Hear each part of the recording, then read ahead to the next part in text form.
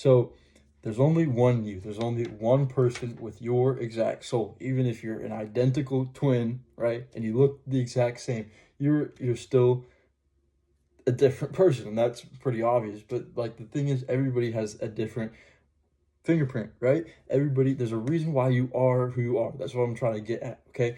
And so God knows all of that. He designed all of that. He designed your soul. That doesn't necessarily mean that the sins and the stuff, bad stuff that's happened to you, wasn't in his plan for you, but we live in a sinful world, so you can't blame him for that, okay? So there's a reason why you are who you are at the core of you, okay? There's a plan for you as well. There's a future for you. He designed your past, he designed your beginning. He also has an intention for your end. And that, let me tell you, that's good. That intention, that plan that he wants for you is good. He wants you to experience good things throughout your life. It's already bad enough that we live in a sinful world. There's a time, right? This time that we have on earth, this is like our test to see if A, if we're gonna even go to heaven, and then B, to see the amount of treasures that we store up in heaven. But that doesn't mean that it's going to be awful, and that doesn't mean that he wants it to be awful. He wants our trip of life to be as good as it possibly can. He doesn't want us to suffer. He loves us, right? When you love somebody, you don't want them to suffer. So, what's my point in that? How do you receive those good things? You have to believe that they are intended for you. Okay, there's a difference between grace and mercy. Mercy is not receiving something that you do deserve. If you've ever been in trouble and then gone to the principal's office, or if you've ever gotten pulled over something that you definitely should have been pulled over for, like you're speeding really bad, somebody pulls you over, or you're just getting in any sort of trouble, and then you get let off for free, then you've experienced mercy. That's what mercy is.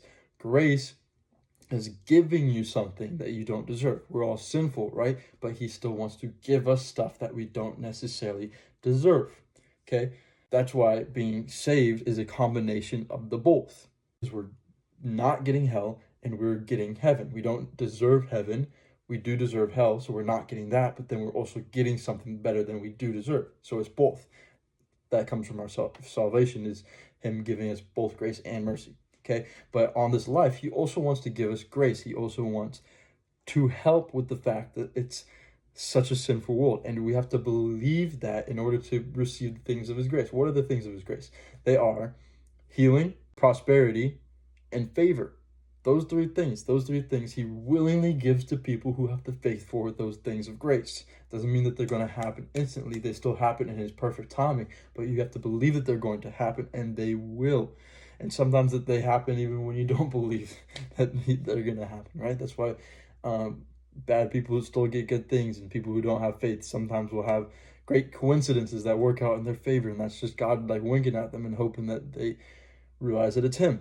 Okay, but what's the opposite? What prevents us from being able to have that faith? Because that is a daily struggle for me, having the faith to believe that good things will come. Maybe not daily, but it happens quite often where I have to wrestle with this, because in the season of life that I'm in, he has me in this giant waiting season and a lot of a very big change of direction in my life.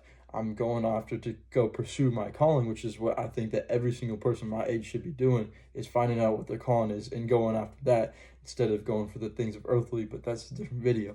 So in focusing on that, it's very difficult to lay down and surrender all these things, and then believe that good things are going to happen after, and then saying out loud, that just seems silly, okay? But so what stops us from being able to have that faith 24/7? Okay, it's fear.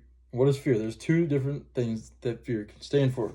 False evidence appearing real is the first one, and then also it's forgetting the goodness of God, envisioning the worst, not the best, accepting defeat before the fight, and rejecting God's way of doing things. That fear, okay, that neutralizes our faith.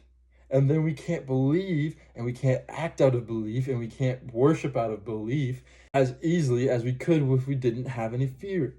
Okay, imagine your brain is like a garden, and there's seeds of good that are getting plopped in there, and there's seeds of bad, of fear as well, right? And when you're watering the garden, everything's gonna grow. Watering is just life.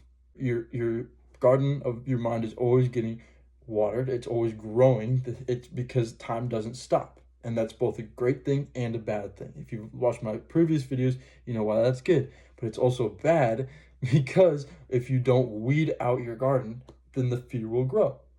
But also, when you're watering and you're planting your faith and you're making sure that that's growing, your faith will also grow. So you need to be making sure that you're weeding out that fear. You're weeding it all out so you can be living in fear as often as you possibly can. Because that's when the grace comes into effect. That's when the kingdom of heaven comes into effect.